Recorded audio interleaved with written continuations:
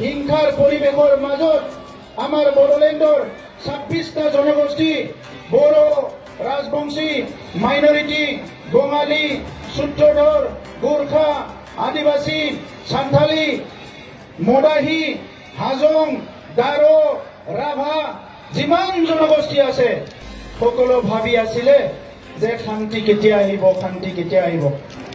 সকলো প্ৰাৰ্থনা কৰি আছিলে যে বড়োলেণ্ডৰ শান্তি আহিব লাগে।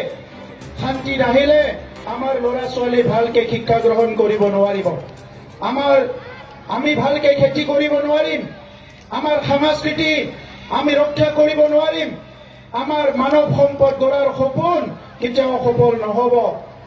কিন্তু ৰাজনৈতিক নেতৃত্বই, ৰাজনৈতিক দলে যদি ভাল সিদ্ধান্ত লয়, ভাল উদ্দেশ্য লয়, ভাল মিছন আৰু ভিজন লৈ কাম কৰে, তেনেহলে আজি এই UPPL যেনেকৈ প্ৰমাণ কৰি দিলে যিকোনো অঞ্চলত, যিকোনো ৰাজ্যত, যিকোনো দেশত শান্তি প্ৰতিষ্ঠা কৰিব পাৰে।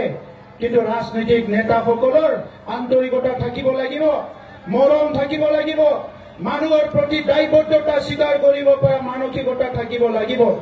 আৰু UPPLৰ নেতা UG ব্ৰহ্ম ডাঙৰীয়া, ৰঙ্গিলা নাৰ্জাৰী ডাঙৰীয়া, আমাৰ সকলো নেতাসকলে সিদ্ধান্ত লয় 2015 চনত জন্ম দিয়া এই UPPL দলে আজি প্ৰমাণ কৰি দিলে যে 17 বছৰ হাগ্ৰামা মহিলাৰীয়ে যিটো কৰিব নোৱাৰিলে, ৰাষ্ট্ৰত কাৰোবাৰ দল এই সময়ত আছিলে, ৰাজ্যত কোনোবা দল আছিলে, যি দলৰ লগতে তেখেতে চৰকাৰ নকৰক কিয় তেখেতে প্ৰমাণ কৰি দিলে যে তেখেতে কোনো এটা সমস্যা সমাধান কৰিব নোৱাৰে, শান্তি আনিব নোৱাৰে, নিৰাপত্তা আনিব নোৱাৰে, তেখেতে মাটি বাৰীৰ সমস্যা সমাধান কৰিব নোৱাৰে, ছাত্ৰ ছাত্ৰীৰ কথা চিন্তা কৰিব নোৱাৰে, যুৱ যুৱতীৰ কথা তেখেতে চিন্তা কৰিব নোৱাৰে।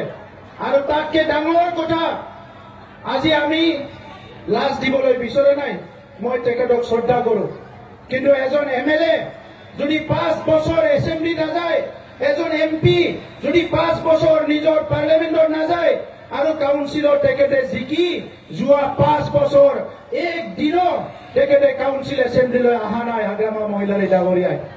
আৰু তেতিয়াই গম পাই গলো যে হাগ্ৰামা মহিলাৰী ডাঙৰীয়াই এতিয়া নহয় 2020 চনতে সাৰেণ্ডাৰ কৰিছে, তেখেতে আৰু এছেম্বলিত আৰু কাউন্সিলত আহিবলৈ মন নাই।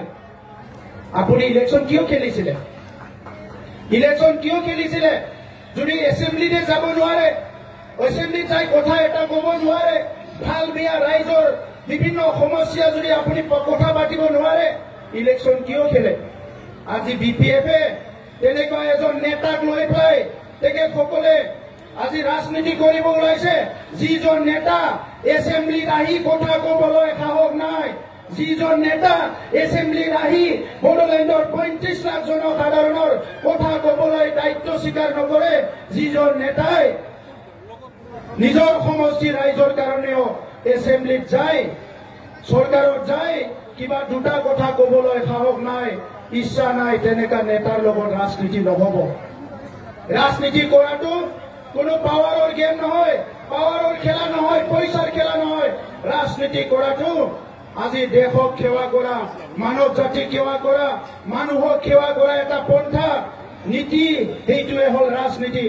আজি প্ৰধানমন্ত্ৰী ডাঙৰীয়াই কৈছে ভাৰতবৰ্ষখন বিশ্বৰ ভিতৰত বিকশিত দেশ হ'ব লাগিব, বিশ্বগুৰু হ'ব লাগিব, আত্মনিৰ্ভৰশীল ভাৰত হ'ব লাগিব।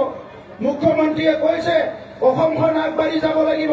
আমি কাউন্সিলত কৈছো UPPL মডেলৰ ৰাজনীতি, বড়োলেণ্ডত স্থায়ী শান্তি আহিব লাগিব, সমন্বয় আহিব লাগিব, নিৰাপত্তা আহিব লাগিব, আৰু প্ৰত্যেকটো জনগোষ্ঠীয়ে আত্মা সন্মান লৈ জীয়াই থাকিব পৰা এটা পৰিৱেশ গঢ়িব লাগিব।